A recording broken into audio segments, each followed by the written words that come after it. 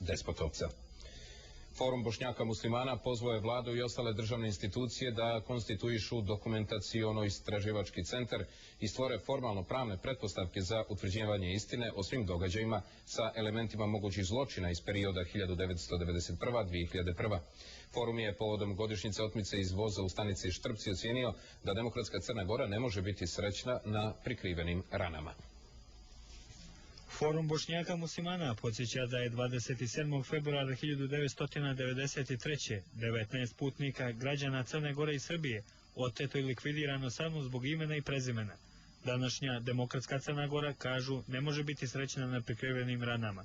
Forum Bošnjaka muslimana i povodom sjutrašnje godišnjice poziva vladu i druge relevantne institucije države Crne Gore da u skladu sa rezolucijom Skupštine konstituišu dokumentaciono-informacioni centar i stvore formalno pravne i druge pretpostavke za utvrđivanje pune istine o svim događajima sa elementima mogućih zločina iz perioda 1991-2001, a koji su na bilo koji način vezani za Crnu Goru.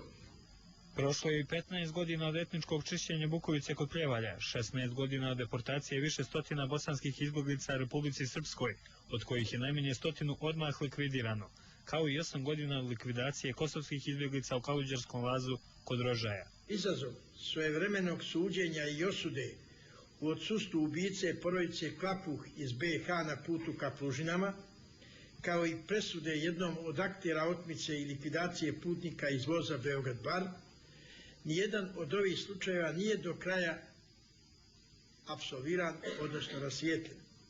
Forum je pozvao Crnu Goru da zahtijeva od susjednih država da zajednički otkriju počinioce, kao i mjesta zločina.